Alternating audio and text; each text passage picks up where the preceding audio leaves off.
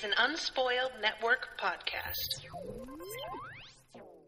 This is Unspoiled, covering The Leftovers, Season 3, Episode 6, Certified. In this episode, everyone is killing themselves. It's an epidemic. Welcome to Unspoiled.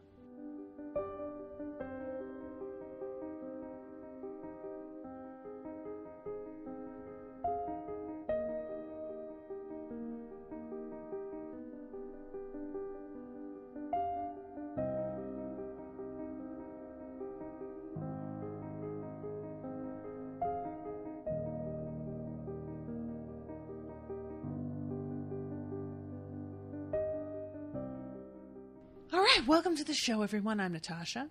I'm Rashawn. And yeah, basically exactly what I just said. Yep. The end. Thanks for coming. Lori says everybody's already gone. I mean, I wasn't surprised by Nora. I wasn't really surprised by Kevin. I wasn't exactly sure how that was going to go down, but I figured he'd do it because, like, the show kind of has to have him do it, right? But Lori, I'm still not convinced that she did it. I don't know. I feel weird about it. But in any case, they sure set it up to make it seem like she was. Overall, this episode was just like full of surprises. And yet kind of inevitable in a lot of ways. Does that make sense? I think that's a really good way to say it, actually. I think it's a perfect way to say it. It was filled with a lot of reveals that weren't necessarily reveals to the audience, but reveals from one character to another. So it really did feel like a surprising episode, but completely inevitable. We of course had to end up here. Right. There was nowhere else we were going to end up but right here. Yeah, all right. Well, let's start off because like this episode starts off with Lori driving. She's already got a black eye.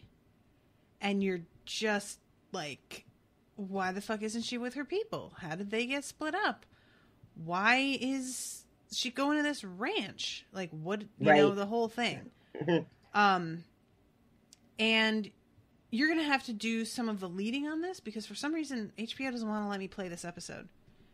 Oh, they no. keep saying content not available, even though it lets me like go all the way to the episode. And like, I don't know why this is a problem, but you know, my life has been technological hell for the past week. So I guess I'm not surprised.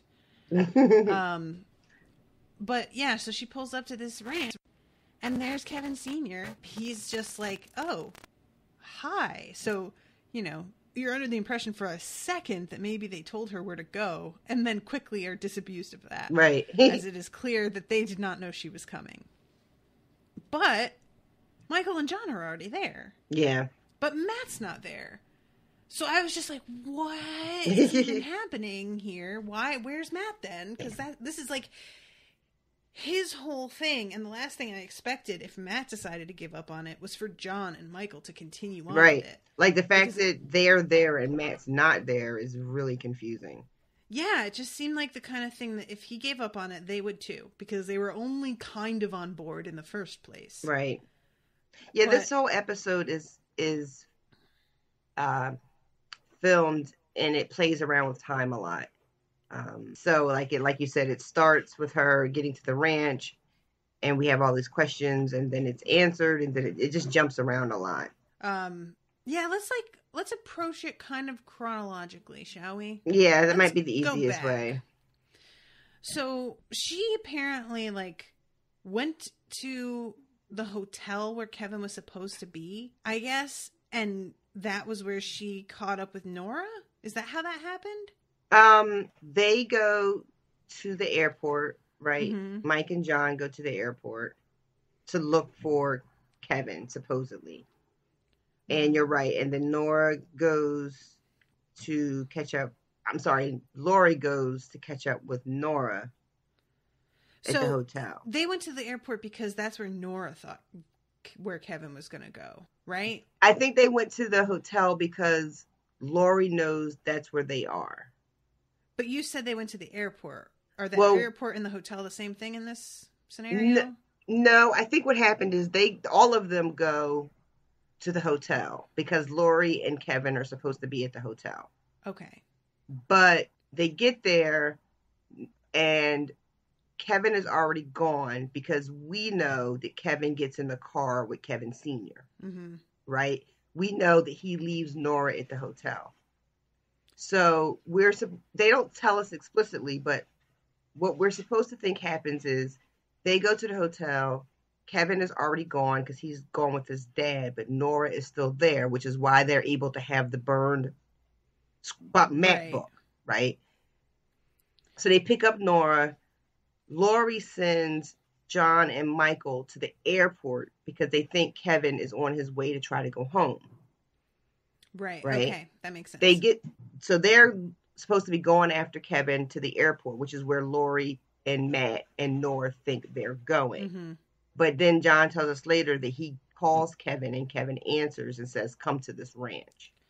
Okay, right. So that's how Michael and John get to the ranch. But Lori is still on the road with Nora and doesn't know anything about the ranch, which is why Kevin Sr. and John are so confused when she shows up because they don't understand how she knows they are there. Mm-hmm. But we know how she knows they're there. Right. And it's like weird because it doesn't even occur to John that Michael called her. Not even a little bit. Doesn't even enter his head. So, like, the first time that we see her, she's, like, spying on top of this rooftop. Looking at some women who are just going about their night. Right. I didn't recognize them from that far away. I didn't either when I first watched. I was like, why? Who are these women? Why is she staring at them? And it never even occurred to me. Because why would she be with Nora? Right. But then, we see that's exactly who she's with. And Nora, I don't know, like, I thought Nora was going to, like, confront them or something.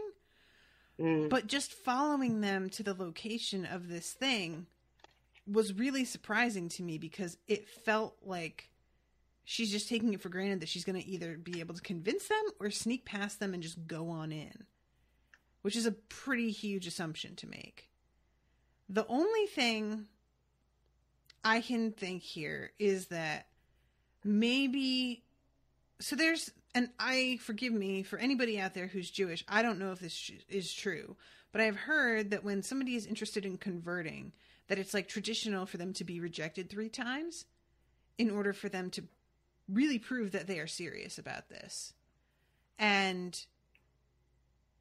I'm wondering if that's sort of what was going on there. Were they negging her? And she just had to, like, go through some kind of bullshit to actually find them and prove, no, I really do want to do this. I'm not just here, like, for the investigative shit. So you think maybe they do that to each person? Like, each person has to be rejected and prove how serious they are? Or do you think it was for Nora that they... I don't know. Maybe just Nora. Or maybe it's a case-by-case thing. Okay. Well, it definitely seems to be some kind of case-by-case thing. I don't know if we talked about this before. I think we did a little bit. Because we know that the question that they asked Nora about what do you do if a baby has cancer or can cure cancer or whatever. Right. We know that it's not so much the answer. Right, definitely. Right. So if there's no right answer, that would kind of lean into supporting what you're saying, that there has to be something else a person can do. Right. Or say, right? Yeah, so maybe there's something, I don't even know what I'm saying, but you get what I'm saying. Like there's something in there, something about that. Do you think there's a right answer to that question? No, I don't. I think it's about like the thought process of the person they're talking to. But anyway, so Nora's real antagonistic in this Yeah, scene. she's so hostile. It's like comes off the screen. Yeah. It's like I was watching it like shit. I feel like she's mad at me. Like it's fucking like it's palpable. Yeah. Yeah. So she's like, kind of trying to trick Lori clearly about like, well, what would you say if I came to you and wanted to talk to my kids? And Lori's like, we don't do departures. That's not how this works. I couldn't do that. People got really angry because when it comes to departures, they don't want closure. They want to believe there's still a possibility these people are coming back. And Nora says, I want closure. But when she says that, I think she means something else. And what do you think she means? I mean, she means she wants her life over. That kind of closure. She wants to be done. Which she clearly says a second later. Because she asks for painkillers and Lori's like, oh, you guys are still trying. And she's like, what? And Lori's like, oh, nothing. I just thought that you were done with kids once you gave Lily back.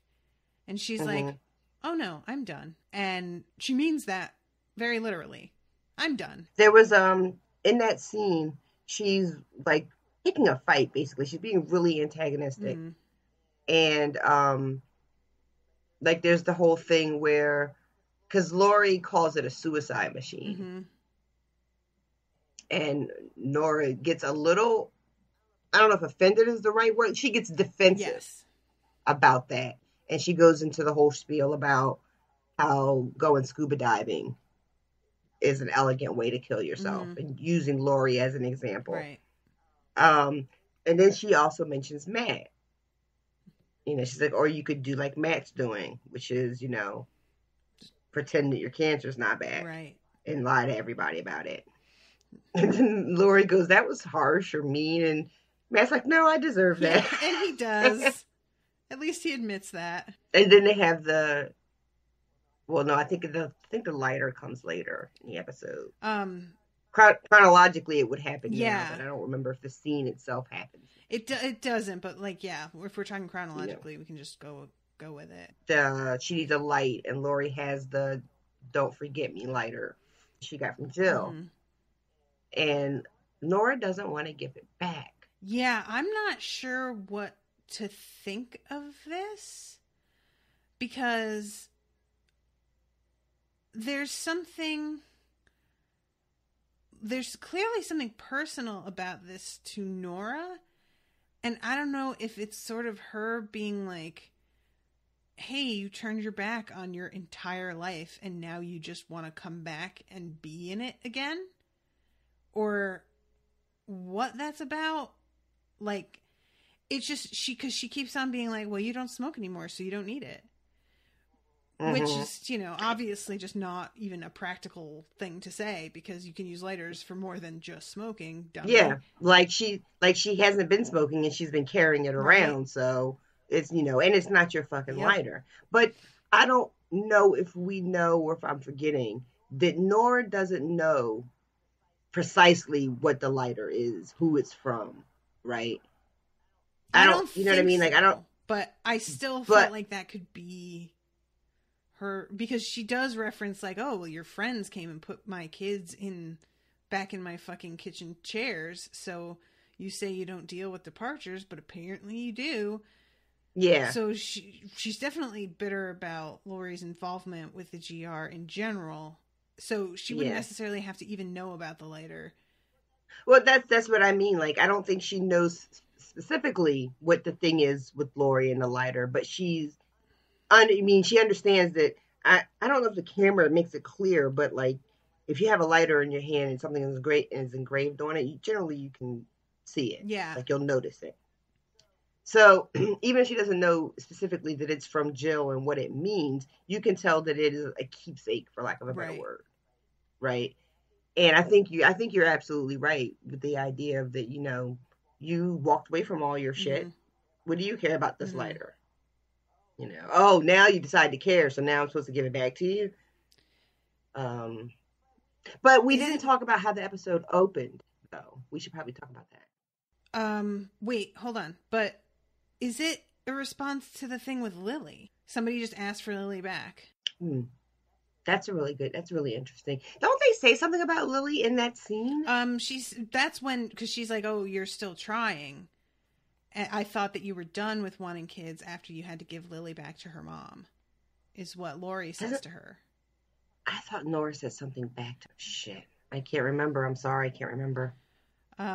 Yeah, I wish I could see the thing, but I'm pretty sure that all Nora says back to her is, no, I'm done. No, you're right. In that moment, that's all she says. Okay. I thought that something came up after the thing with the lighter. Oh, okay.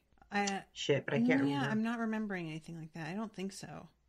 But I might be getting my scenes confused. Okay, so how it opens? It opens with her in her office. Right. With Sam's mom. Yeah, that's right. See, this is why I need HBO to let me play the fucking episode. Yeah. But yeah, this was like, it really threw me off because her looks they don't change her look up at all. So it does not feel like it's the past. Who? Lori? Yeah. Lori's look? No, Lori's look is different here. I mean, like she's wearing different clothes and she's more polished. No, but her hair is straightened. That's like a dead gift. Like, is it? In these flashbacks, in these flashbacks, Lori's hair is always straight. How weird. When she's like professional, Lori in the office. It was straight when she did the thing with when we would see Patty coming to see her for therapy. Okay. Because I did not make that connection when I first saw it, so I guess that's on me.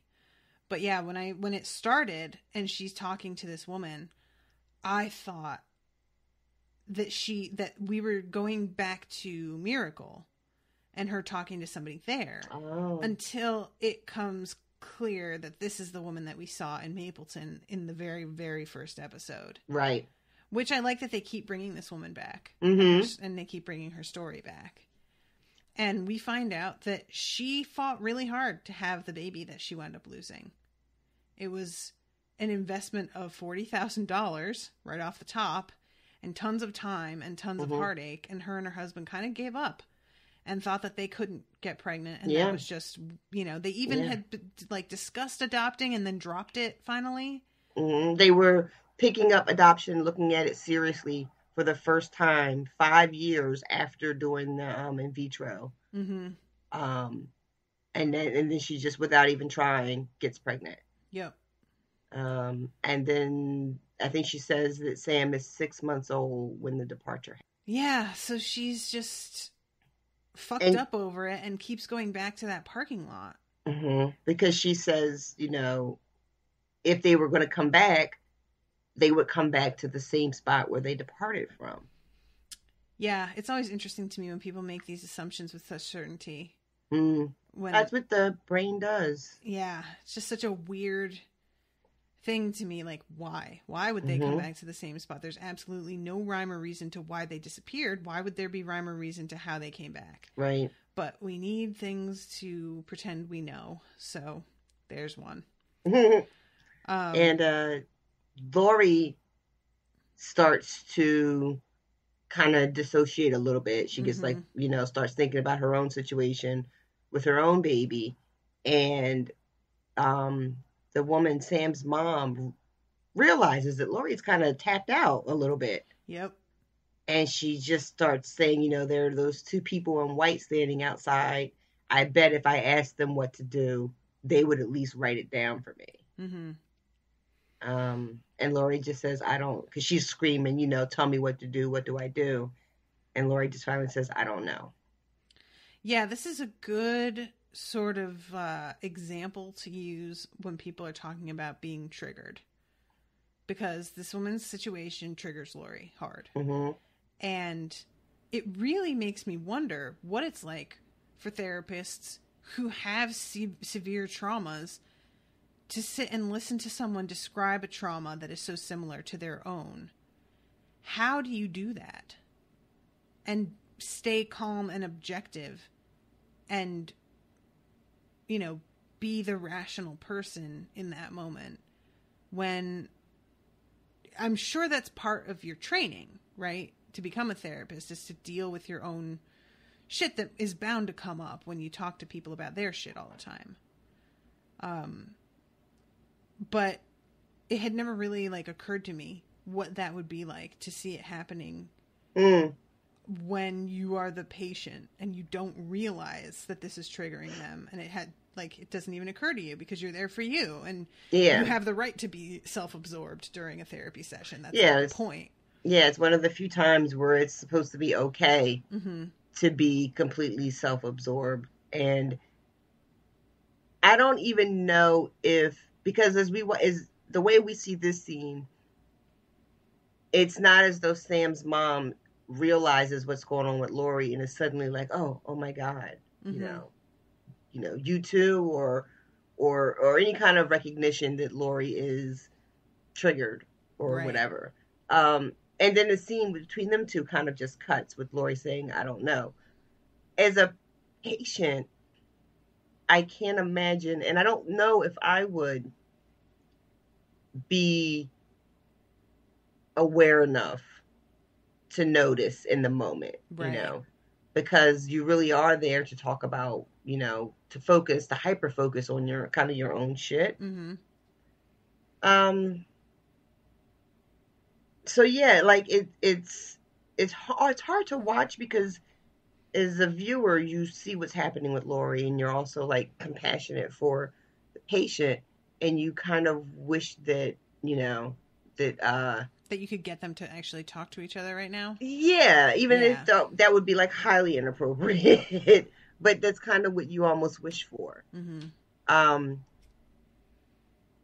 But I mean, from what we know of Lori, like she would never let that happen anyway. Definitely not. Which I almost feel is a shame because I feel like, I understand professionally it's really not okay.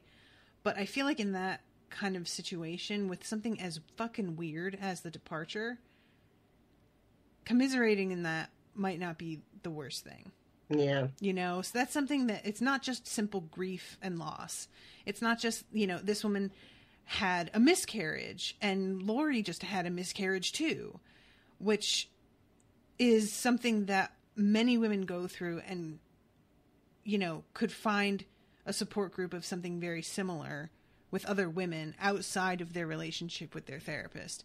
They both lost babies. Granted, Lori's was a fetus, but I feel like that's probably got to be much rarer. Much, much rarer. So, like being in person with somebody who can commiserate with you about it, I feel like would be very valuable, if, at least for me, if I were in that woman's shoes, I feel like. And it's a shame that Lori really can't open up that way. Yeah. But she can't open up to anyone. No, she's not good at that. Especially about this. I mean, it's more than halfway through the third season, and she's just now telling Kevin that this happened. Yeah.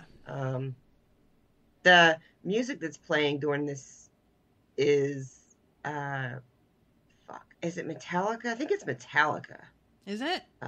Like Wherever I Roam or something. Wherever I Roam, but it's weird because they're playing it on. It's piano. I thought it sounded like very angry violins. Oh, is it? Okay. I might be wrong, but it sounded like almost screeching violins.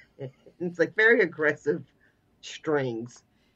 I remember that in that scene, I was just like really impressed with the music, whatever it was. Yeah. So. And her. Yeah, it's funny. It's not funny, but Amy Brennan doesn't really have hardly any lines in this whole opening sequence. It's all Sam's mom talking, and then there's no dialogue at all after she leaves the office. But her face, I feel like we spent a lot of time talking about people's faces in this, but a lot of the show is, not really verbal. Yeah, definitely. So the woman leaves and we see Lori set things up to kill herself. She writes a note. She takes a bunch of pills. tries to figure out where she's going to leave the I note. She love takes that her moment. shoes She off. like takes the note back and she's like, hold on. And then she like lays down with it and she's like, I'll have Mm-hmm. them find it on me. And then she's like, that kind of like dumb minutia that really doesn't matter. Mm-hmm. It really to anybody. Like in the end, you've killed yourself and left a note and nobody's going to remember like she taped it to the door instead of holding it. Why would anybody care about that part? Right. But to her in that moment, it's important for whatever reason. And then something happens and she changes her mind. Mm-hmm. And she goes and she drinks a bunch of, what is that, Hippocac? Ipecac, yeah. And pukes everything up. And we can only imagine just,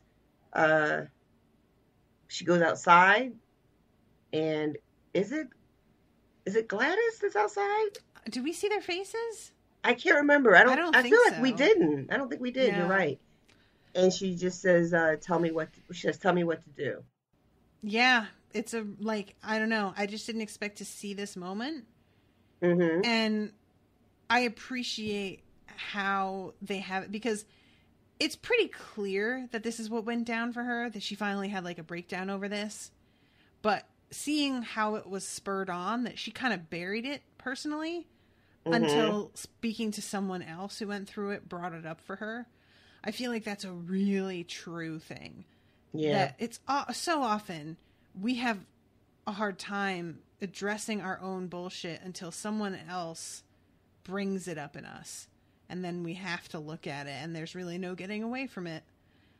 And especially Lori, because she just is super good at focusing on other people and other people's issues instead of her own issues as a sort of dissociating tactic. And the very tactic that she used to distance herself from her experience was what threw it in her face. So that sucks. Whoops. And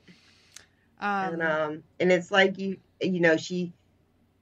I'm going to kill myself, but whatever it was that stopped her, because I think they leave that open, I think, for us to decide what we think it is that kept her from doing it. Mm-hmm.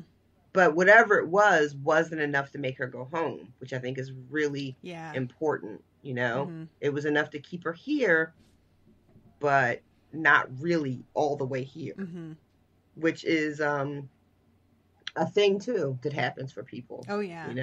There are a lot of people who are very close to not wanting to be here anymore, and for lots of different reasons they're still here, but it's a here that is transient. It's a here that is not like you can be tethered to a spot securely, or you can kind of be tethered but still like flap wildly like one of those those things that are outside of car sales, wacky wavy inflatable arm flailing tube man, the Emporium and Warehouse in Weekapaug.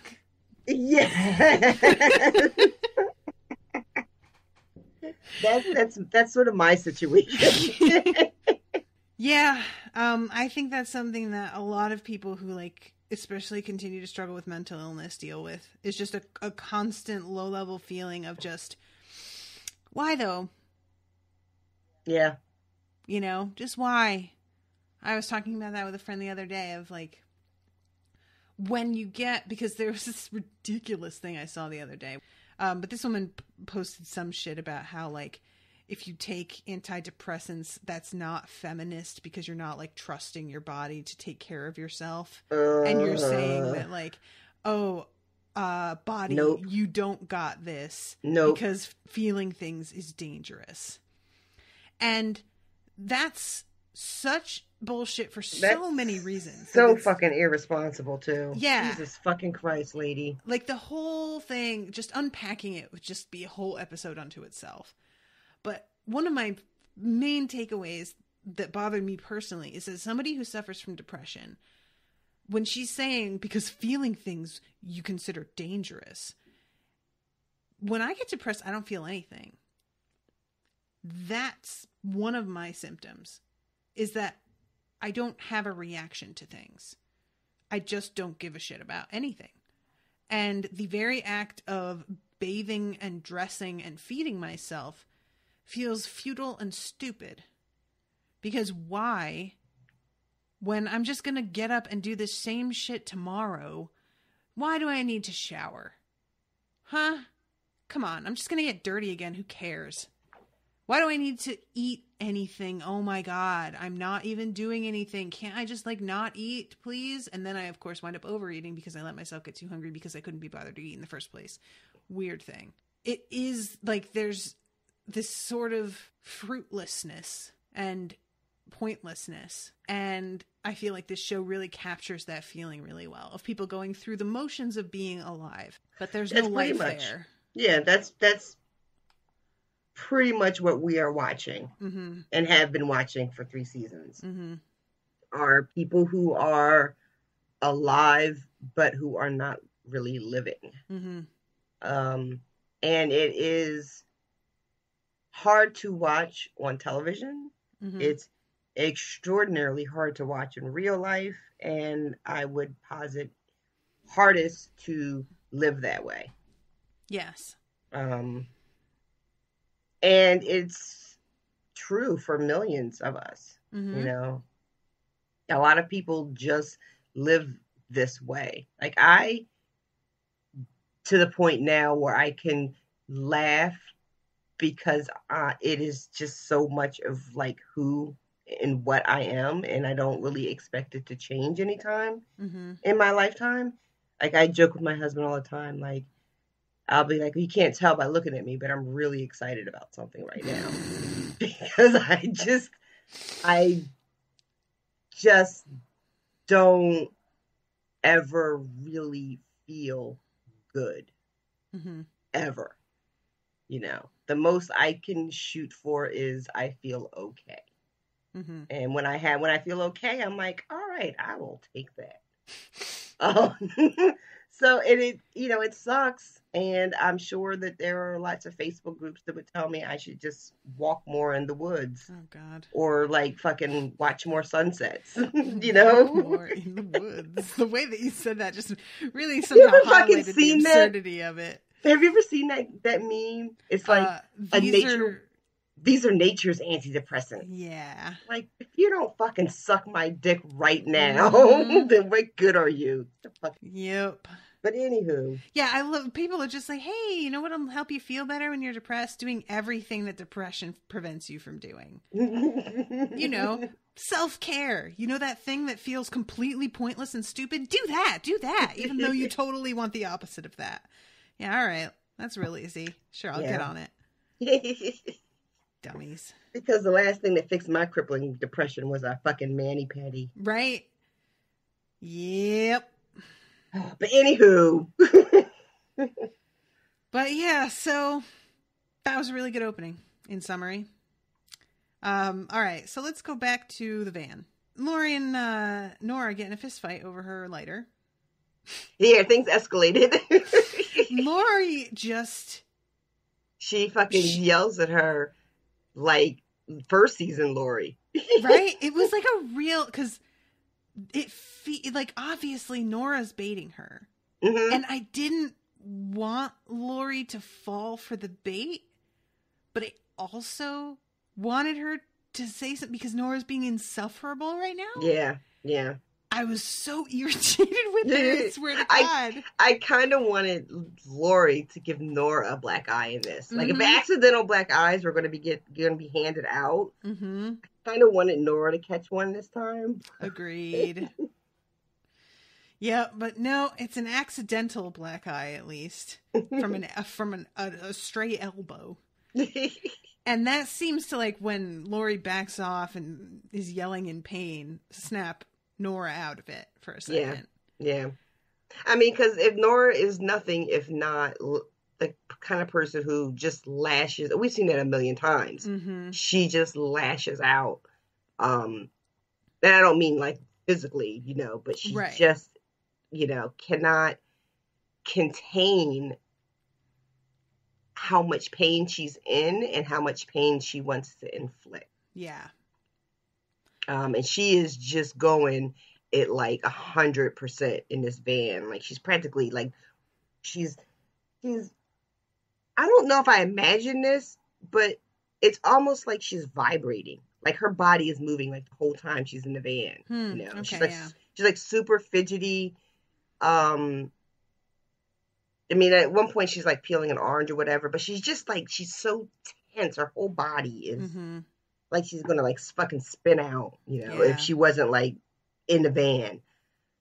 But yeah, so finally all that energy, it all comes out, and she clocks Lori, and you're right, that seems to like snap her out of it or whatever. And Lori seems to let it go really easily. Yeah. Like, which I kind of admire, because I couldn't. I would be a sulky bitch for the rest of the night. But she just gets past that shit like an adult. Yeah. So I guess fine. And right after she clocks her, I guess the doctors are leaving. And then they start to tail them. And in their fucking stolen van. Oh my God. I just like I want to see that shit that leads up to that, but that's fine. And this is where I'm getting a little fuzzy. I guess for this part of the story though, it basically just they follow them into the morning and they see the whole setup. Is like on a beach, I think, like right by some cliffs or something. Yeah. And there's a really wonderful scene with the three of them. Because throughout this van trip, the pretense is still Nora's working for the DSD. She's following them when she's on the case. Right. And I think at one point earlier in the van, Lori says something like, so we just going to follow them and then you're going to call the DSD and bust them? Like, is that what's going to happen here? And then in the van, I think, after the comments about whether or not you're having kids or not, I think that's when Lori realizes what is really happening here. Yeah. There's not a lot of conversation with Matt, though, so I don't know when Matt gets it. Yeah, it seems like he was there before Lori. Like, yeah. You know, I almost think his encounter on the boat was like, I feel like without that, he could not understand where Nora is right now. Oh, 100% agreed. And now he does, and he like sees it. I feel like probably the second that he saw her, he like knew and was just like, "Yep, probably fine." Yeah, because he's not like It's funny because part of the van, you almost forget he's there. You know, he only has a few lines. He's just kind of. I almost wanted to call him like a witness for Nora, basically, which is what he ends up literally being, right? At the end of their part of the story. But so they get there and she tells this story about going to a ball game, which I thought was really beautiful. Yeah, so their parents had just died in a fire, and the church, I think she said. Yeah, I think so. Kept on taking them out and keeping them busy to distract them. And they went to this game, and Matt had, of course, been like pretty miserable. And someone starts throwing around a beach ball, and the whole crowd's getting into it. And Matt stands up and hits it. And gets a smile on his face for the first time in months, as she remembers. And then one of the people who works there, an usher of some kind, gets up and goes and gets the beach ball and deflates it. And everybody starts booing.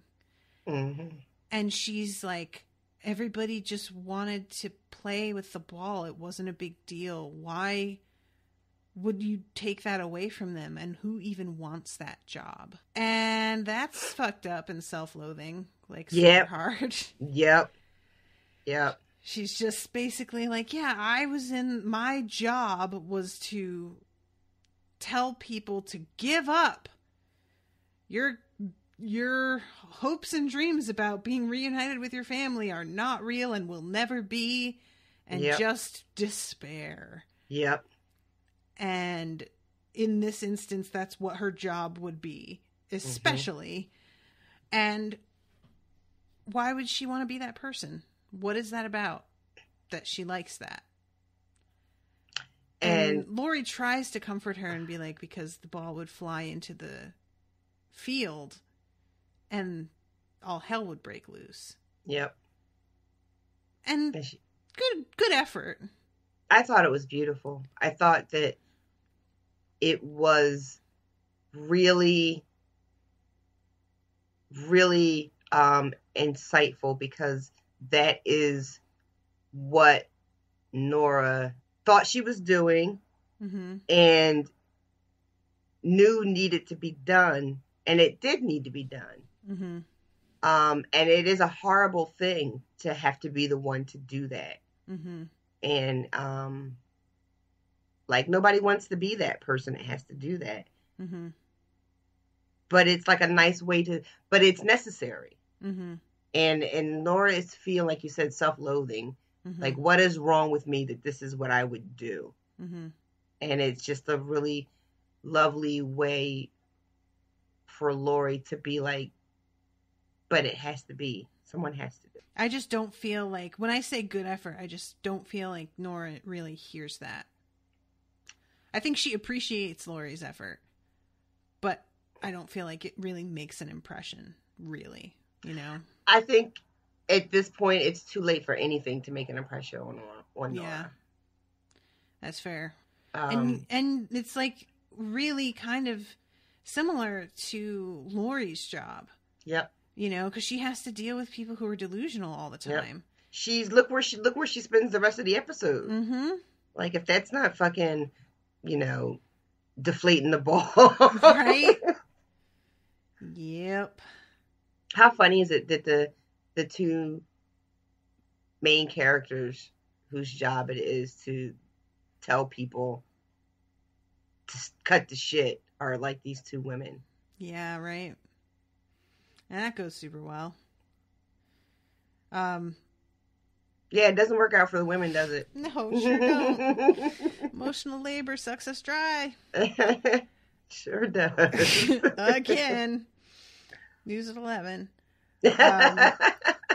So Lori's like gonna head back, and Matt gives her the book to give to John. Tells her, or to give to Kevin. Tells her to tell Kevin he's sorry he didn't put him in the fucking book, and he's gonna stay with Nora. Yeah, he says two things.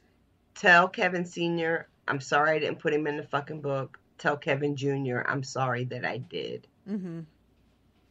Which is like the closest we've ever gotten to hearing Matt actually admit he was wrong about some shit.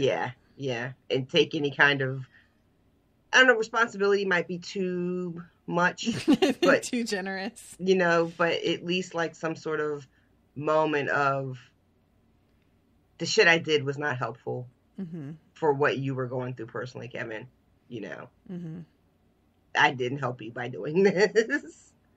I really wonder what the hell, because like it always gives me anxiety in moments like this where Matt's like, yeah, you know, you take that stolen van wherever you need to go, and I'm just going to be here with my sister while she kills herself and figure out my own way home. I keep forgetting that everybody is like in Australia right now. You don't know anybody. What are you even talking about? Like, there was a big part of me that was like, is he jump in there?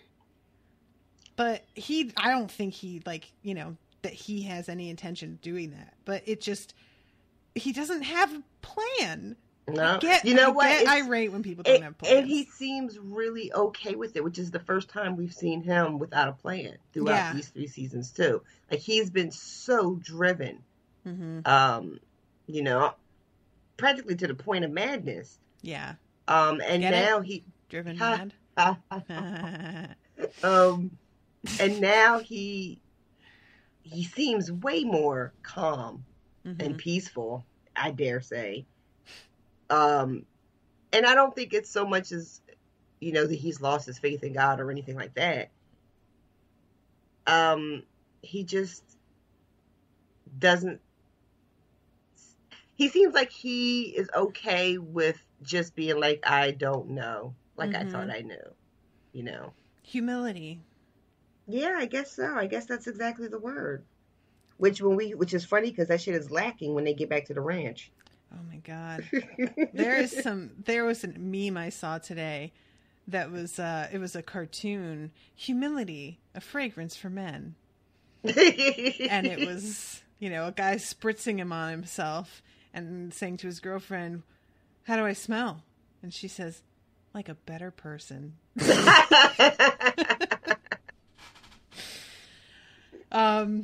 But yeah, I mean, it's a good look on him. Yeah, I'm just agreed. like really curious what's really going on inside his head, because I said this on the blog post for the last episode. I'm not somebody who's like rooting for Matt to come to the realization that there's no God. Like, that's not what I want, because A, I don't believe that there's no God. And B, I don't think there's anything wrong with believing in God. And C, it's just like, that's not a determinant on the kind of person he is. I just want him to have some self-awareness around it. So I'm hoping that that's what's happened here, and that it is just humility and not like, despair that's being held off for the time being. I hope so too. I really like the way when Lori asked, because Lori kind of assumes that he's going to come back with her. Mm-hmm. And he just says, "No, I'm just going to hang out here." Like she said, we should be with family. Mm-hmm. I mean, like, we should be with family for the anniversary. Right. There's also a moment where Nora's like, "Are you going to tell them what I did?" And basically she just gets Nora to pay her in cigarettes like they're in jail. Right. Yeah. And so you're officially my patient now, so I can't say anything. Mm-hmm. And Lori just leaves them there. Mm-hmm. Yeah, I'm really like, is Nora's job, they paid for her trip, I'm assuming? That she like used a company card probably? Are they going to be like, "Hey, she bought a ticket to Australia and then she didn't come into work for a month. What's going on there, girl?" Just wonder what, like, because, the show, I don't think is probably going to deal with anything like that. But I always wonder what people on the outside think of these, situations when somebody just ups and vanishes in a weird the way. whole town of Miracle, they lost their police chief. He just bounced. Mm-hmm. And didn't tell anybody. We know the kids have no idea where they are. We know that by the end of the episode.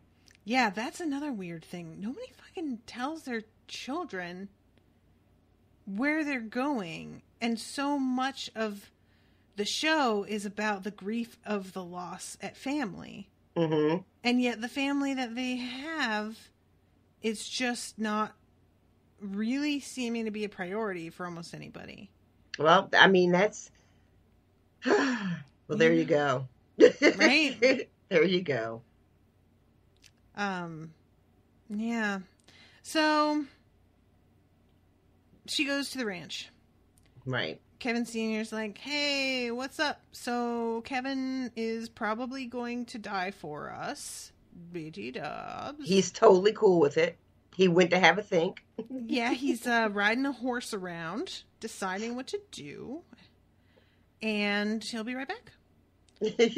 And Lori's meanwhile, like, this is the cop we killed. We got him buried out here. Oh my God. This is Grace. She's the one who killed the cop. I just can't. And Grace just being like, "I am going to take responsibility for what I did." In this very, like, "don't start, okay?" kind of voice. She looks at Kevin Sr. and she's like, "I don't think she understands." And then Lori repeats it all back in the measured tones of someone who's trying not to jump up and like restrain everyone physically and inject them with sedatives. Well, that comes later. Yeah, right. And she does, but she says a couple of really. She says, because she goes around the room, everybody wants something. Mm-hmm. Grace wants Kevin to find out what happened to her kids' shoes. What a weird thing, right? What, did she wants that, or what happened with her kids? That their shoes were missing. That's super weird. That's something in one of the Unspooked episodes I recently did.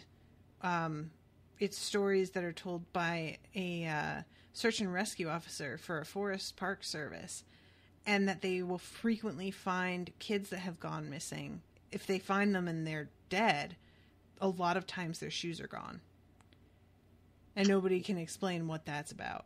I wonder if that's something that the writers were aware of, because it is a really weird detail. Mm-hmm. And it is absolutely the kind of thing I think that would drive a person crazy. Right? Like, it's it seems meaningless, right? Like, what do the shoes matter if you know you found your kid's body? What do you care about the shoes? But how could you not wonder? Mm-hmm. And also, no one would care that you wonder, because everyone would be like, your it's kids not important. Died. Jesus. Exactly. The police aren't going to continue the investigation into the shoes once they, find the remains. So it's just one of those things you just have to, Kevin Sr. wants the song, and John wants him to tell Evie that she was loved. So. Which, it feels like something that she should know, but I guess he was an asshole a lot, so maybe not. Also, because she left, she chose to leave home.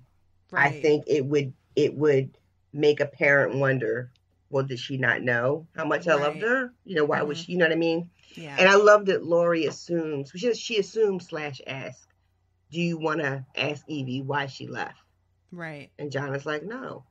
Almost like, I know why she left.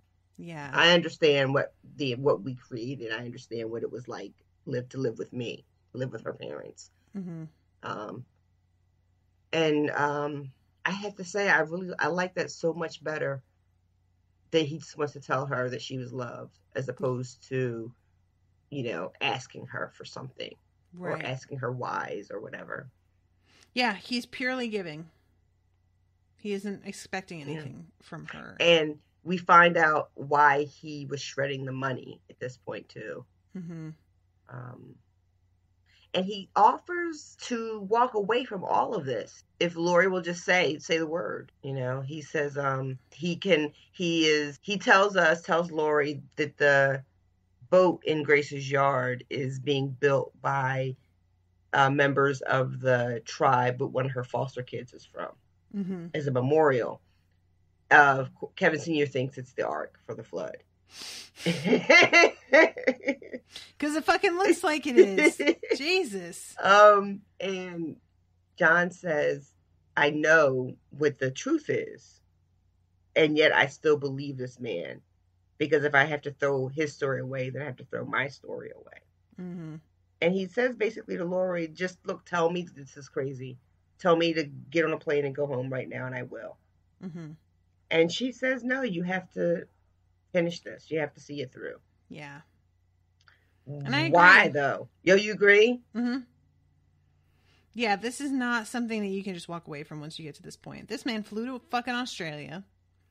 He ditched his wife and friend that he came with. He didn't ditch them. He sent him on a mission.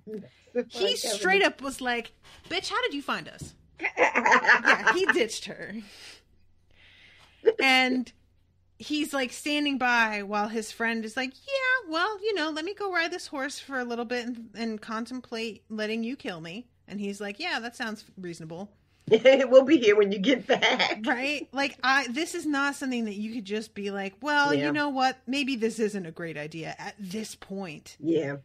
This is something that you never let go of if you leave now, right? Yeah, like totally. This is something that you carry with you forever. Like, what if I had stayed? What if I missed this opportunity? Yeah, so. Yep. And so then when they're all getting to know each other, another cop shows up. This shit, I swear to God. This was some comedy of errors shit. This poor bastard does not know the, nest of snakes that he's just stepped on. And this is the guy that was getting yelled at. Yes. Right? So you already kind of feel bad for him, and you're like, this cop you're looking for isn't worth you getting ready to get hit in the head with a shovel. I'm sure he would agree. I'm sure that he has like got assigned to like look for what happened Right. to this guy, and he could give a fuck. Because it's been a couple days, or maybe it hasn't, but it feels like it's been a couple days. Yeah, it does. Like he put off looking for him for as long as he could. Yep. He'll turn up. I don't know. And yeah, then he finally, like, in the background. Oh my God, how funny is it? It's like they're like standing at the door having an argument, Lori and John, and you can kind of see through the panes at the door. It's just like this. It felt for some reason very like Big Lebowski to me. You know what I mean? Just like this weird background, like funk that's very quiet, really, in comparison to like what happened. Right. It's muted, and then just Kevin's casual. Want to lend us a hand? Like he's fucking asking them to get the groceries out of the trunk. It's just so. It's really quite good. You can't really because it's in like the background, so your eyes aren't really paying attention to what's going on out there because you're watching a scene with Lori and John, but you kind of see the guy's body just kind of drop. Yep. And you're like, wait a minute, what? And fucking Kevin Sr. standing over him with a shovel, you know, as you do. I thought they killed him, but he's apparently okay. Like, they have his head all wrapped up and he's like breathing and everything. I really thought he was dead, and I was like, y'all trying to act like you're going to take responsibility for killing that officer. Killing all these cops. That's not how that goes. And I missed where Kevin said he was taking him where? Didn't he say he was taking him back to, like, the precinct and, like, dropping him off? Oh, God, I guess. I think. I can't think of what else he could possibly be saying. I don't know what would the plan even be? I mean, like, you're just going to just drop off an injured cop? Like, right. The cop is going to come too, and I guess they figure they just need a couple hours. They don't care what happens next. I guess. I don't know. It's all very suspect. Indeed. That is a mild word. So they basically just deal with that, and then is dinner, right? Yeah. And Lori's helping her cook, and it looks like she's looking at the family photo, but the dog meds are like right next to it. Mm-hmm. And later on, they're talking about if they were in the Bible, which roles they would each be playing. Yeah, I love this. And she's like, "Oh, well, then I'd be Judas." Yeah. And Michael seems really not okay with that. Yeah. He seems real, like, I don't know, agitated. And I don't know if that's supposed to just be the drugs setting in or his reaction to that. But yeah, I think it's a little bit of both, because Kevin assigns her Thomas first, doubting Thomas. And she says Judas, because then Kevin Sr. tells a story about how everybody thought he was crazy when he was hearing voices, and she was the only one who didn't tell him to his face that he was crazy, which we know that's Lori's deal. You never tell somebody, right. Blah, blah, blah. But then the next thing he knows, he's committed. And then that's when she's like, so I'm not Thomas, I'm Judas. And she says it kind of gleefully. Mm-hmm. And it's really upsetting to Michael. Yeah, because Michael then is like, well, Judas kills himself after. And if he was really sure of what he did, then why would he kill himself? Mm-hmm. And she's like, oh, I didn't know that part of the story. Which I'm like, you didn't? How do you not know that part of the story? I always forget that part of the story. I mean, I know that Judas was the traitor. I know something about like 30 pounds of silver. Pieces of silver, 30 pounds of silver. Jesus, they would have overpaid him like crazy. Oh, can you overpay somebody for killing the Messiah, though, really? Can you overpay for that? You don't pay someone more than they are willing to work for. He was willing to work for 30 pieces. I think we're good. You really just got to lowball that shit. But yeah, I always forget that he kills himself. That's a bit of biblical, I don't want to call it trivia, information that I just legit forget every time. Okay. But yeah, so she's, I didn't know that. She's trying to calm Michael down, and then there's a thump from Kevin Sr.'s head. That way that he fell forward, I swear to God, when I say this, I don't mean to be mean. I really kind of hoped he had died. Oh, come on. Now listen, hold on. I'm not saying that because I just like hate the guy, even though I kind of hate the guy. Not really, but like a little. But really what it is that I would have never fucking stopped laughing if he had assigned himself this role of having to save the world with his fucking song and then just dropped dead hours before it was supposed to happen. That would have been fucking hysterically funny to me. Like the self-importance and the machinations and getting the whole household involved in this shit and covering up a murder and bashing a cop's head in only to die face down in your dinner like 20 minutes later. I mean, that's poetry. I kind of wish that's what had happened. But it's just that Lori drugged them all because she wants to be able to talk to Kevin alone, and she doesn't think that they would let that happen. And she's 100% right. She's 100% right, yeah. So Kevin finally rides up on that horse looking all right. Listen. He's looking okay. We haven't seen him in a couple episodes, and we missed him. I'm not going to talk for 20 minutes about how fine this man is, but let me just say, it's all right. That's about as much as I'm going to say about that. Yeah. So, and they have a very nice talk. Mm-hmm. That I feel like we have been working our way towards. Mm-hmm. And I wasn't disappointed. My goodness. Yeah. I don't even know where to start with the conversation they have. Yeah, it's... Oh, sorry, you keep fading away there at the end. Nope, sorry. Yeah, it's like they finally tell each other all kinds of shit that they should have been talking about. Mm-hmm.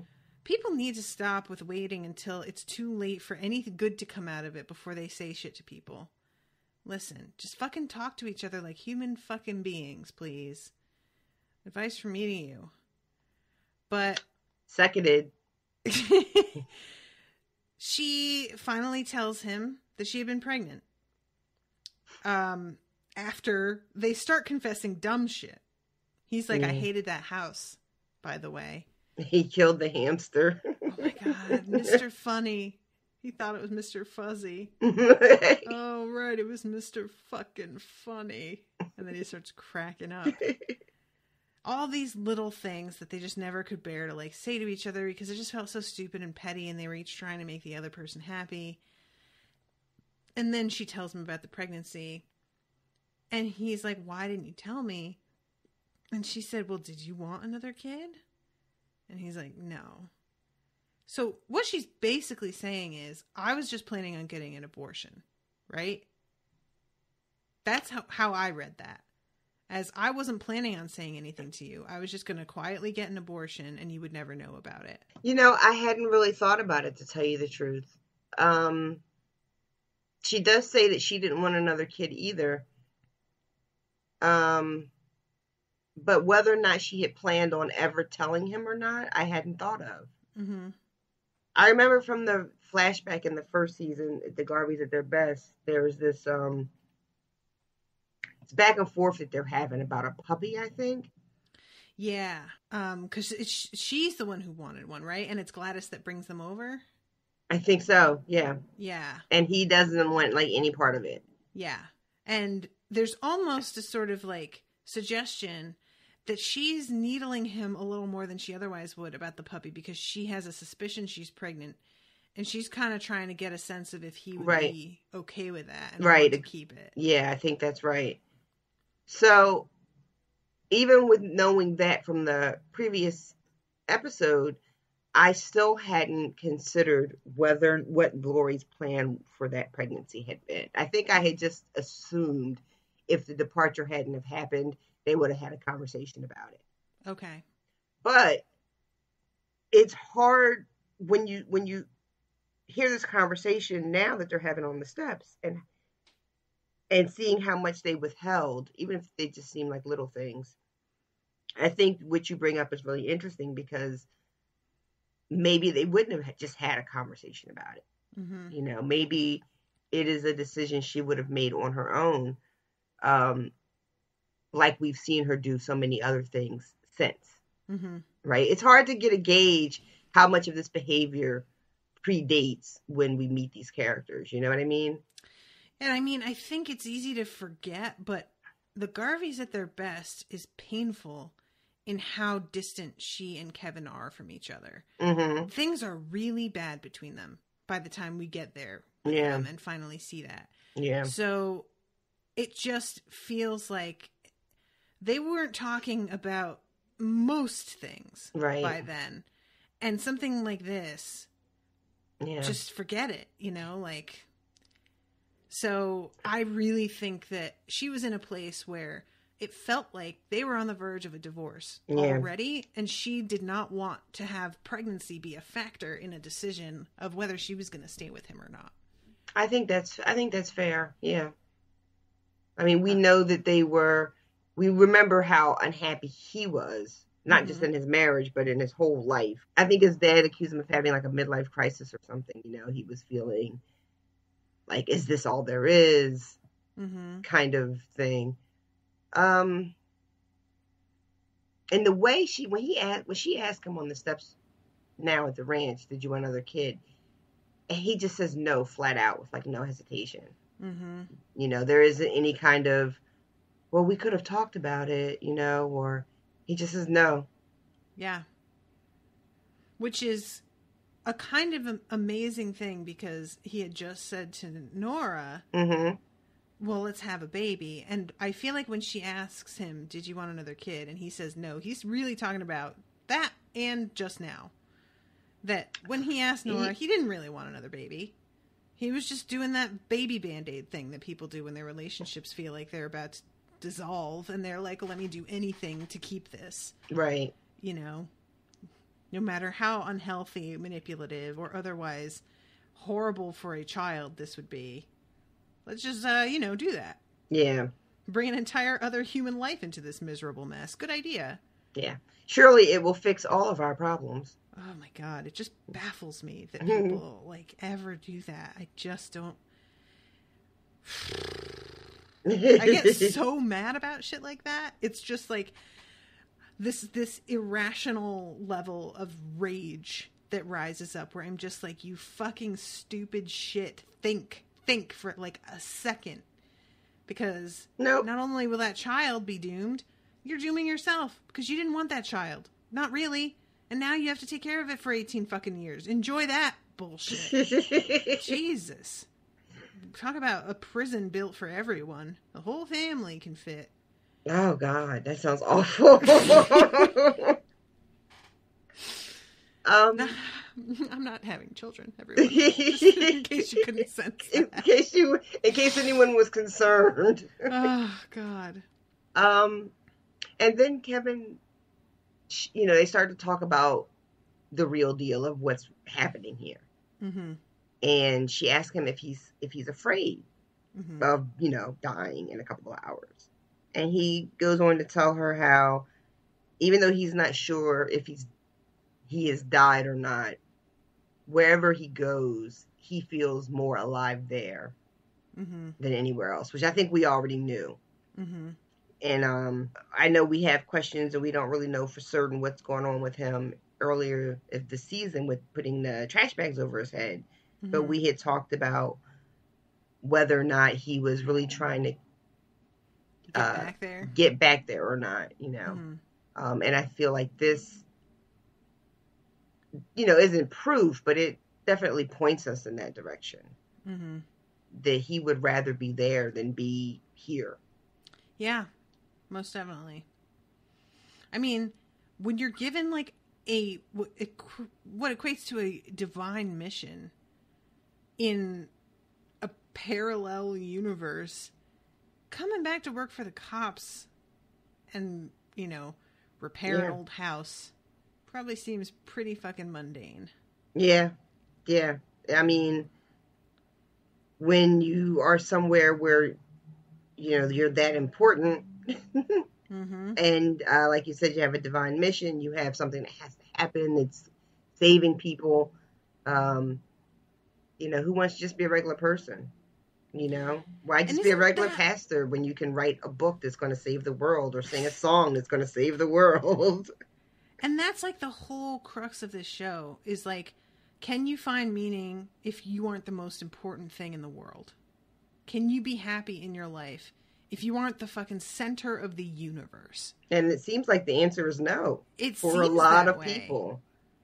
Which is really, like, interesting because, like, don't get me wrong. Do I strive for fame and fortune? Fucking yes. Would I be Beyonce if I could? 100%. I'm not trying to sit here and pretend I could never be a celebrity. It just seems so, like, there's certain aspects of celebrity that I think are terrible. But overall, I would love that shit. But also, celebrity is like such a sort of vapid thing. And what these guys keep trying to assign themselves is serious responsibility. And that is something I do not understand. Yeah. Because I just want everybody to adore me. I don't want to actually need to be responsible for things. Yeah. That's totally not on my plate of interest to me in any way. Yeah. What they're looking for is way beyond celebrity. Mm-hmm. They're looking for meaning. And not just meaning that's good enough just for them, right? Mm-hmm. Their meaning has to also mean something for everyone else. That's kind of why I kept saying celebrity, because it doesn't ever feel like it's enough that they feel like they have a purpose. Everyone else has to acknowledge and believe also. Yeah. And that's like a very specific desire that I feel like is rooted in the same desire as one for celebrity, but is even more arrogant. Yeah, I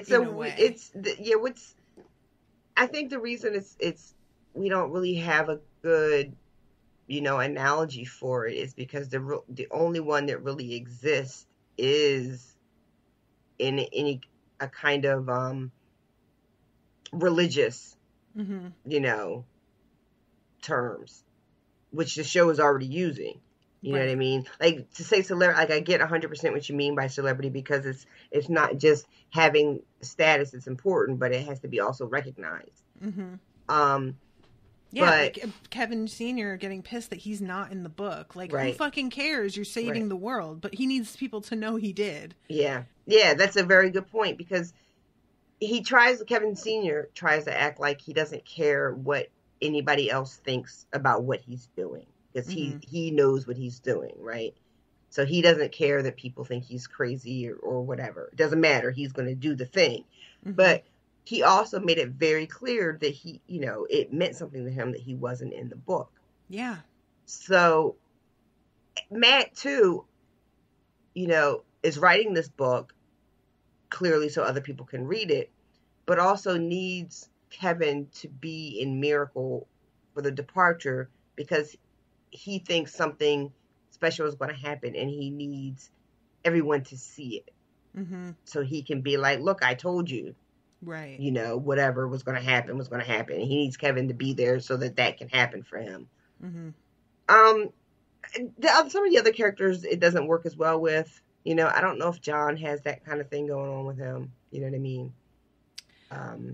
I feel like John was a little bit more like Nora because of his whole deal with burning houses down of people who were trying to pretend to be something. Mm-hmm.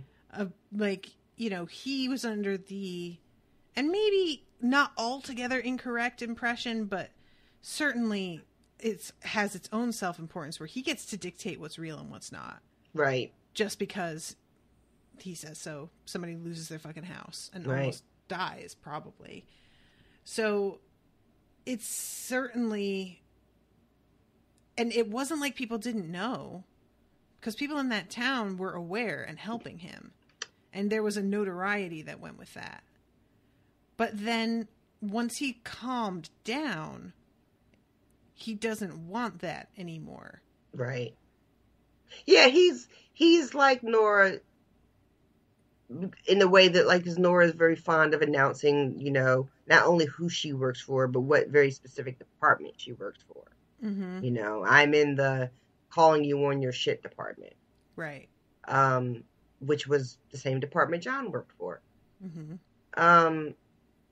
And they both, I don't know, I want to say they both kind of got off on that. I think so, yeah. Definitely. I mean, and I get that.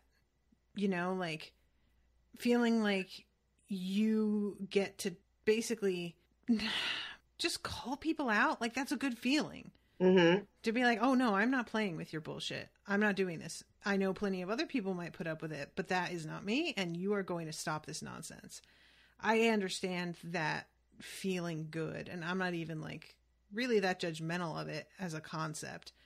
It's just the particular way that he went about it was so wrathful, actually, as Matt puts it. Where's your wrath? Yeah.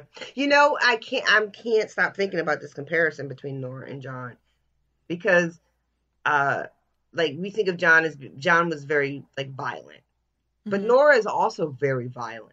She is. She just keeps that shit under wraps more. Yeah. And even when she acts out, it's violent. I mean, maybe you're not supposed to use violence. I mean, she's violent, but she's not physical. Right. Right. Mm-hmm. But they were both doing the same thing, both behaving the same way towards people. Mm-hmm. And being very destructive. She was, very destructive with her mouth, most certainly, and some of her actions. Like, she didn't go around punching people, but she sure blew up that fucking 20 by whatever picture of that guy at the morgue. Mm-hmm. And she kind of burned that lady's house down. Yeah, she's destructive, I think, when she gets angry, and that's its own kind of violence. Mm-hmm. That's very, I mean, and she did give Laurie a black eye. Whether or not that was on purpose, no. Yeah. Maybe it was a little bit, like maybe a little bit.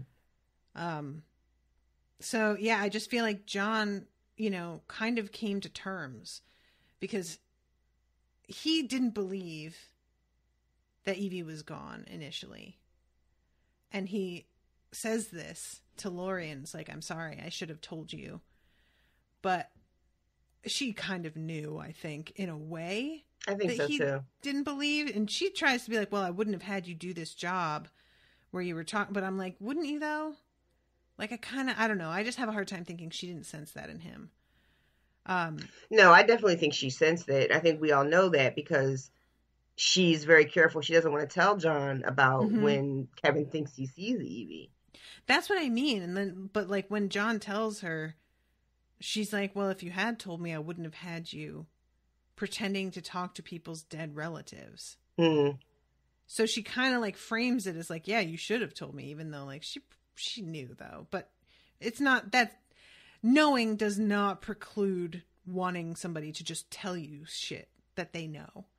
It's one thing to feel like I have an insight on the person that I love that maybe they're not even aware of.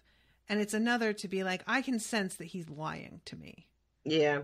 Because that's what I think that was. I'm trying to remember when she says that, he says something right back to her. She says something like, is that why you didn't take the money? Yeah. And that's when he says that I shredded it because it wasn't real. Yeah. Which I still don't think is, I just don't like that. Money is it's more than one thing. It doesn't have to be that you profit off of somebody. Give it to someone. Well, you know what? That's so interesting, because earlier in the season, I had said that it seems like he's not taking the money because, they don't want to profit off of other people's pain and stuff. But what he's saying here doesn't sound like that's what it was at all. Yeah, when he says it wasn't real, that makes it sound more like he doesn't think they were being effective, I guess. Yeah. In what they were trying to do. Because he understands he's feeding people bullshit. Mm-hmm. And it's a very old kind of John thing. Like season 2 John. Right. Like, to recognize on some level that this is still just bullshit. Mm-hmm. And even though it looks like I'm okay with it, there's a part of me that isn't. Mm-hmm. And is still mad, so I don't get to keep this money. Yeah, he should just burn his own house down. But then where would Michael live? I like Poor Michael. Michael is just in a whole other situation. Right. So Michael is the one who calls Lori and gets Lori out to the ranch because he realizes shit is getting out of control. Yep. things have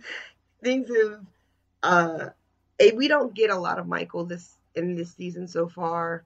We don't really get to understand how he goes from willing apostle to calling Lori and telling her she needs to get here ASAP. Right. And whatever it is, it's not enough for her to not drug him. Yeah, fair point. You know what I mean? She's like, him calling her, like, she clearly appreciates it, but she doesn't seem to see him as being on her side. No, not at all. And she's super surprised that he called, so she doesn't, you're right, she doesn't see him as an ally in this. I guess she's glad he called, but she doesn't feel like if she has to stand up, he's going to have her back. Yeah. But also, I think the main thing is what she tells us, which is that she just needs to talk to Kevin alone. I really think that if she had just said that to Michael, he's a reasonable guy compared to everyone else. He would have been fine. Yeah, but I agree. But it's a weird thing. Like, somehow, even though I know Michael would have just left the room, I feel like, no, it needed to just be them two. Like, no one else could be around for this. And I really can't explain that. It doesn't make any sense because Michael totally would have just given them space. But something about it really just being them. Maybe there's like a kind of vibe that if she had drugged everyone but Michael, that would have looked bad in its own way. Maybe. So he has to be part of that group.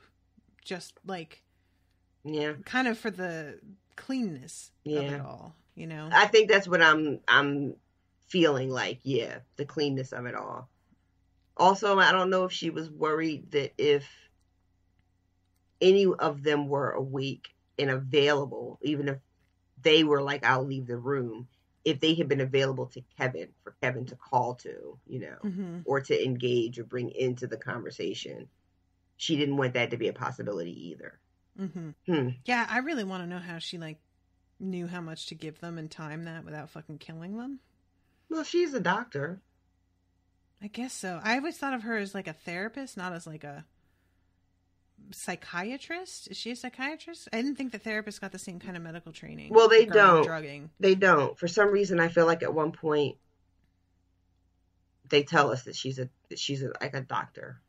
I don't know if it's something with her and Patty. I could just be making it up. Well, I don't know. Anyway. Maybe something about the house, like in the first season, because they have a really nice. Because he even says tonight, he's like, when he says, "I don't like the house," and he goes, "I didn't want to say anything. It was your money."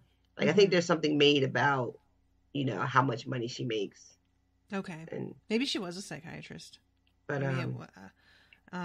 but yeah. Anyway, so she drugs them. They have that good conversation. Things get aired out a lot.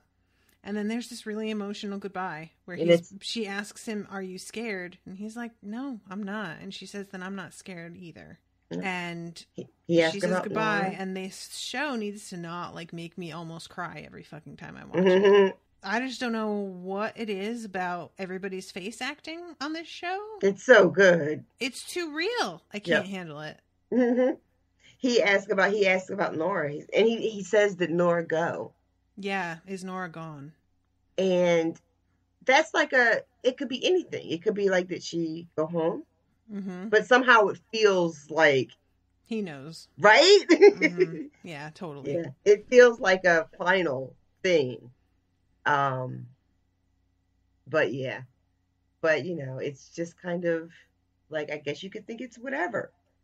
But I totally think it's the thing, like the real thing. I do. I 100% believe that. Like looking back, because, you know, my whole thing was that he wanted to go with Nora because he was trying to hold on. And I still think that's true. But I also think that that he kind of figured, if I can't, at least I can be there to say goodbye. Which he couldn't. Because she wasn't going to involve him in that. But I think he kind of thought he could make it happen somehow. That if she did decide to go through with this, at the very least, he could figure out a way to be there to say goodbye. Yeah.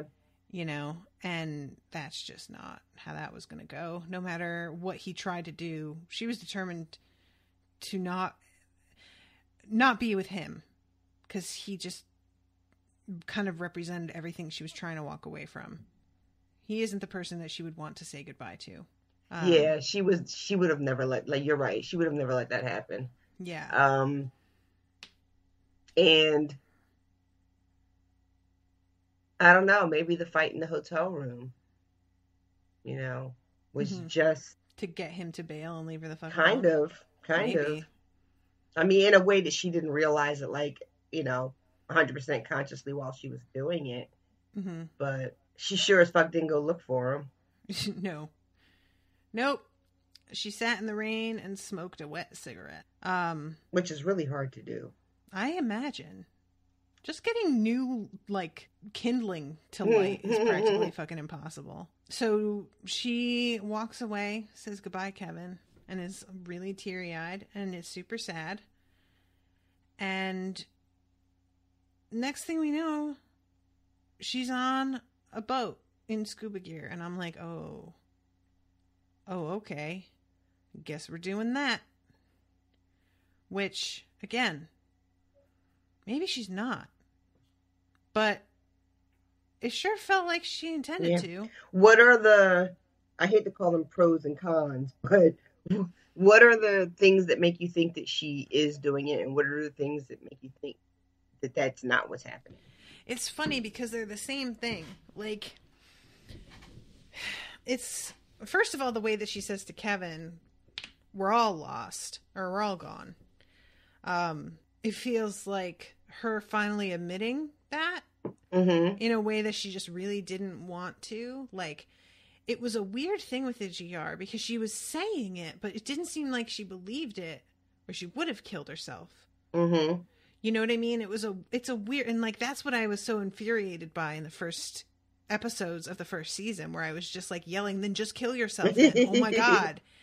Like, it's, you know, meant for people who don't see the point, but also can't quite let go and just really be done. Right. And that makes total sense. So they've given everyone a kind of purgatory to live in. So when she says we're all gone, it's like something that she had been saying, kind of, but it feels like the first time where she really believes it. Really. Right. You know? Like she's finally accepting or answering something. Like for the first time, really 100%, like getting it. When she gets the call from her daughter, the way that she reacts to this simple thing is the reaction of someone who is being reminded of what she's about to say goodbye to and lose. She's crying over this dumb story about her daughter as a child.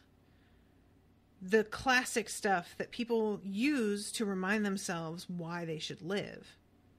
Right? The things that you bring to mind to convince yourself there is still a reason to go on.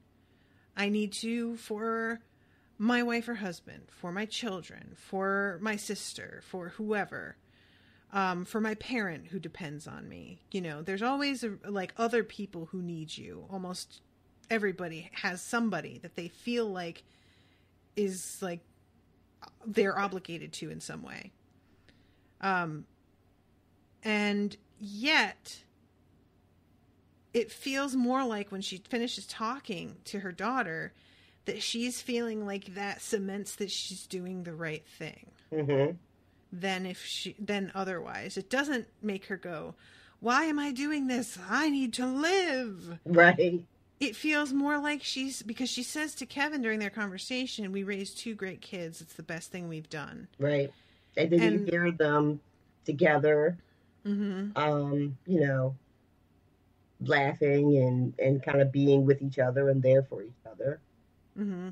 It could, you know, kind of be like, well, they'll take care of each other. Right. Yeah. So like they'll take care of each other, and I did a good job with them at least, so I can go. I left something good behind. I don't need to be here anymore. Right. you know? And so that was the, like, this show does not feel like the kind of show that's like, psych, you thought they were killing themselves, but they weren't. They don't do that. That's cheap, and they don't do cheap. Usually if somebody's going to be alive, they have them, like, be alive right before the credits, so that you know that going into the next episode. They don't, like, have cliffhangers about that kind of stuff, really. Yeah. So I don't think that she actually didn't go through with it, but it was a very surprising and interesting way to have her go out. Because you really just think of killing yourself as an act of despair. Mm-hmm. I was just going to mention that something that you rarely get in pop culture, or maybe it's out there and I just haven't really read or seen a lot of it, is exactly what you just brought up, which is we tend to frame suicide as like an act of desperation, and in a lot of ways it is. We tend to think of it as being very sad and all that stuff that it is. Mm-hmm. But there is a part of it that doesn't get talked about a lot, which is a feeling of relief that people are seeking. Right. And the relief that they can sometimes feel in that moment. And a lot of times it doesn't last, and people survive it and are grateful that they survived it. Sometimes they don't. And that sense of relief will be expressed in whatever is being left behind, and like if there's a note or something. Mm-hmm. But we very rarely ever really talk about that. Right. But I think the scene can be read like what you just said, which there is a kind of, there's a sadness, but there is also like I'm finished, and it's okay that I'm finished. Yeah, she has a moment very similar to Nora's when she's like, "Oh, are you still trying? I thought you were done." And Nora says, "No, I'm done." And Kevin asks her if she wants her lighter back, and she says, "No, I quit." Mm-hmm. Yep. Man, this is the kind of shit that, like, when I was in college and I was meant to read into these lines more, I would have been so irritated and been like, she's just saying she quit smoking, for fuck's sake. Can we not assign meaning to everything? But the show is, like, so heavy on it, and I believe it. It's not the kind of thing where I'm like, oh. But it does, because of that, it's the kind of, like, it turns into a podcast where we have to do every line of dialogue, practically. You can't skip shit because everything means another thing, which I really like. Yeah. But I just would have had no fucking tolerance for, like, probably 10 years ago. Now I'm grown and I know how much talking we do when we're not saying things. But at the time, I was still a adorable thing that thought I could just say shit. And I can say shit to myself and friends, but I thought I could just, just do that, just period. That's not really how that goes. Nobody wants to hear that. And that's the episode. Yeah, she just rolls off the back of that thing. Taking Nora's advice, I guess. I really want to know if Nora did, like, if they just saw her and they were like, "Oh, you're here. Good." Or what the fuck. Because after that whole song and dance, if it turned out they didn't let Nora in, that would be fucking, again, it would be like Kevin Sr. dying dead, like this just whole huge thing. And then all of a sudden, no, you don't just get what you want because you decided now. No. But so that I really feel like for Nora, like, that's what needed to happen, honestly. She just needed to go. She was not gonna be happy. There's no coming back from where she was. Yeah. So our feelings on this machine, where are we with that? Are you still like they're just getting vaporized, or do you think that it goes anywhere? I don't feel like it matters. That would be, I guess, the right answer.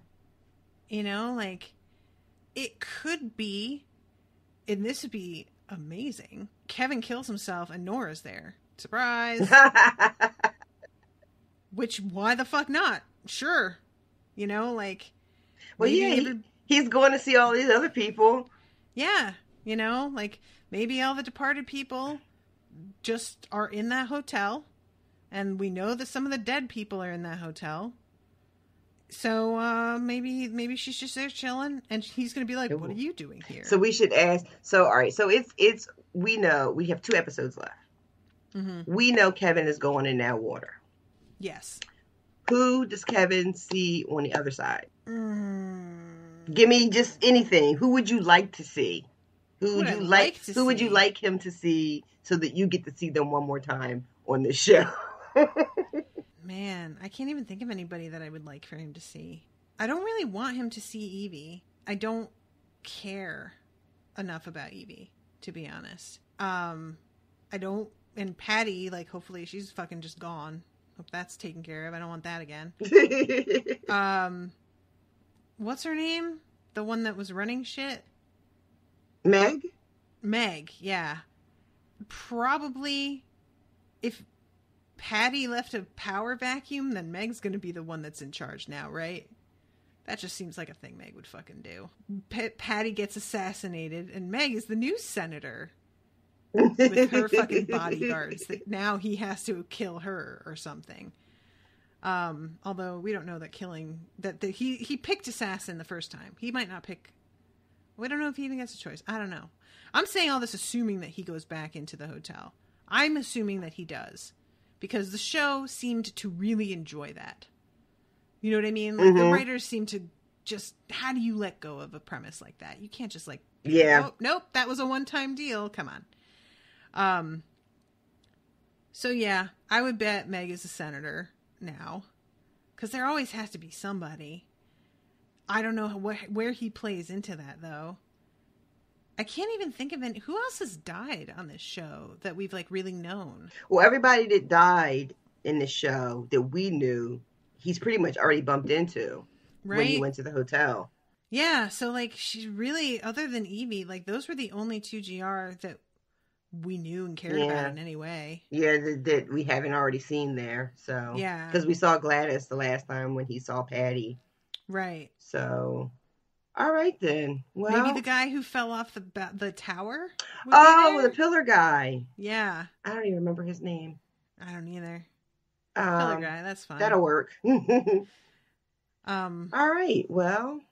And maybe he lives in the penthouse. Oh my God! Shut up. That's it. We're done, folks. That's the podcast. Oh God. All right. So everyone, thank you so much for listening.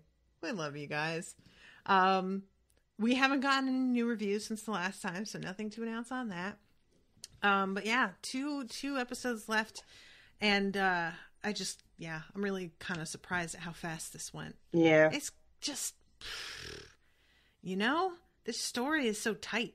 It really is, man. They're not fucking around. They really haven't at all. It's so refreshing after like doing Twin Peaks for months in a row, and that is a meandering fucking show. To have another show that plays with a lot of like sort of supernatural-ish themes, psychedelic-ish themes, but be so like compact in comparison is quite nice, actually. Yeah. And reminder to everybody that the Stranger Things episodes are going to be coming out soon. I'm recording the first one with Maggie tomorrow. We've had to reschedule twice due to fucking technical issues on my end. Hopefully that'll be fine. And we're actually, we talked about it. We're going to record 3 episodes at a time. Not 3 nice. podcast episodes, but we are going to record 1 podcast episode per 3 episodes of the show at a time. So I think that'll be better. Because it would just take so long otherwise, Yeah. So yeah, I'm excited about that. And then once Rashawn and I are done with Azkaban, we're going to take a little break, and in the new year we are going to do Westworld together. So that should be interesting too. Another HBO? They're HBO, right? Yep. Westworld? Yeah. And also Maggie is going to be taking over Owen's spot in Orphan Black. which I had been recording with Owen, but his schedule is so erratic that we were being really inconsistent in putting out episodes, and we were also like losing track of plot threads because it had been so long since we last saw the previous like episode. So she is agreeing to be the spoiled one, which will be cool because both Owen and I were unspoiled. So having Maggie be a spoiled person taking over will give a different dynamic as well. So I'm looking forward to that, which will also be starting sometime in the new year. Yay! So yeah, I'm pretty excited about it. All right, I think that's everything. All right. Yeah. All right, everybody. Well, thank you so much for listening. Hope you're enjoying the show. If you are, please leave a review on iTunes. It really helps us out. You can also find us on Facebook.com/UnspoiledPod, Twitter at UnspoiledShow, Instagram at UnspoiledPodcast, and you can find me on Twitter at Natasha Writing. And, yeah, just, find us, talk to us, tell us what you think. Yada, yada, yada. All right? You good? All right. Thanks, everybody, and we will see you next week with a new episode. Toodaloo, motherfuckers. Bye, guys.